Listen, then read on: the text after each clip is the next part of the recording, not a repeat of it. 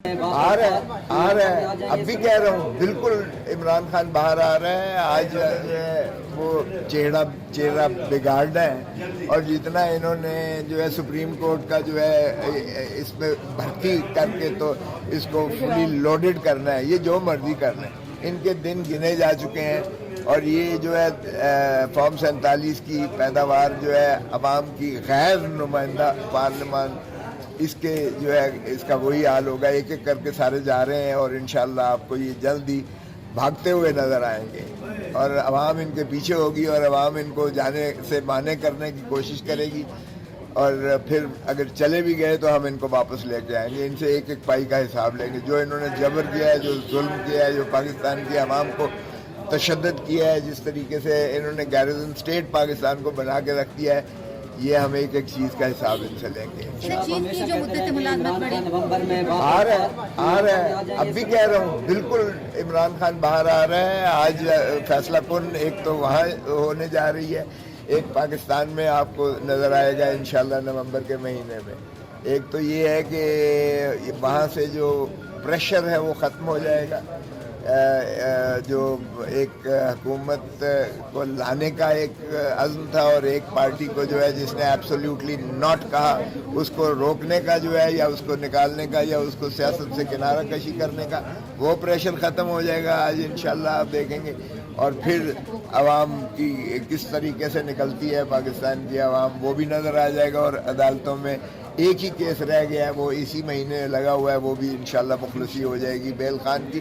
خان بھی باہر آ جائے گا. سو آپ یہ دیکھیں گے کہ میں نے جو کہا ہے اب بھی میں اس پہ قائم ہوں. سر, چیف صاحب کی جو مدت ملازمت کے حوالے سے کیا سمجھتے ہیں, کیا اس کا افیکٹ ہوگا؟ چیف صاحب کی مدت ملازمت یہ 5 سال کی ہے. اگر وہ چاہتے تو 10 سال بھی ہو سکتی تھی, 20 سال بھی ہو سکتی ہے. 35 سال تو ویسے انہوں نے اس ملک پہ حکمرانی کی ہے نا, تو یہ بھی کر لیں اگر وہ سمجھتے ہیں کہ اس طریقے سے ان کی جبلت میں کوئی اضافہ ہو جاتا ہے. اور یہ غلام جو بوٹ پالش کرنے والے جو چیری بلاسم ہے, یہ تو ان کو خود پتہ نہیں تھا کہ ترامیم ہو کیا رہی ہیں. کسی وزیر کو پتہ نہیں تھا کہ یہ بل آ رہا ہے, اس طرح کا آرمی ایکٹ میں ترمیمی آ رہا ہے. اس طرح سے قانون میں تبدیلیاں کی جاتی ہیں جس طرح بے حیائی, بے شرمی اور بے غیرتی سے کل کیا گیا ہے. اس طرح بھی کبھی دیکھی ہے کہ قانون سازی ہوتی ہوئی ہو. کسی وزیر کو پتہ نہیں تھا کہ یہ 5 سال بڑھ رہی ہے, یعنی 3 سال سے 5 سال ہو رہی ہے. اور آپ اس کا اندازہ کریں کہ موریل جو ہے فورس پر کتنا نیگیٹو پڑتا ہے, کیونکہ آرمی کے اپنے اندر جو بلاکیڈ ہو جاتی ہے وہ آپ دیکھیں گے کہ ان کی جو جن کی توقعات ایکسپیکٹنسی تھی کہ وہ جنرلز بنیں گے اور ان کی پروموشنز ہوں گی, وہ ساری جو ہے ایک ہائرارکی جو ہے اس میں رخنا اندازی ہو جاتی ہے. اور اس سے جو ہے موریل بھی ڈاؤن ہوتا ہے. اس فورس کی جو ہے کمزوری بھی کمزور ہوتی ہے بجائے طاقتور اور تقویت بننے کے. سو فرد واحد پر کبھی ادارے نہیں چلا کرتے ہیں اگر یہ سمجھتے ہیں 5 سال کرنے سے.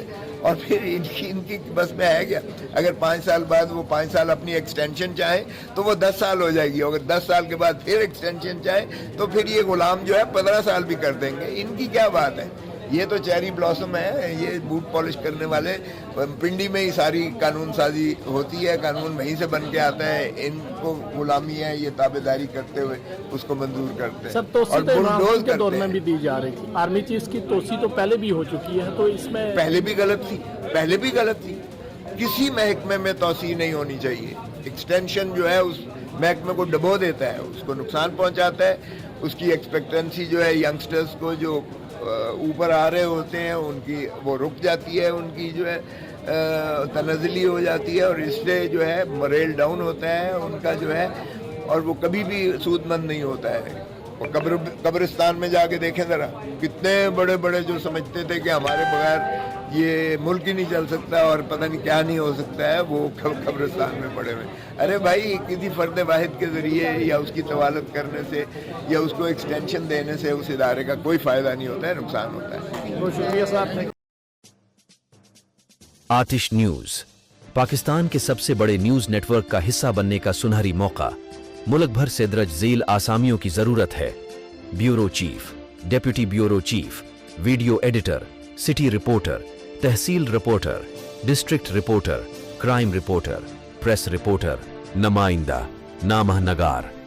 Chief executive Syed Jamshed Bukhari. मजीद मालूमात के लिए इन नंबर्स पर राबिता करें।